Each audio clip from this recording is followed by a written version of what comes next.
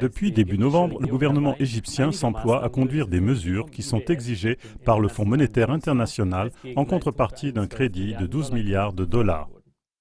Comme premier pas, la Banque centrale d'Égypte a dû abandonner le cours de la devise nationale fixé par rapport au dollar, à la suite de quoi la valeur de la livre égyptienne a été divisée par 2. En conséquence, maintenant, le prix d'achat des importations du pays a été multiplié par 2. De plus, les subventions des produits alimentaires ont été réduites.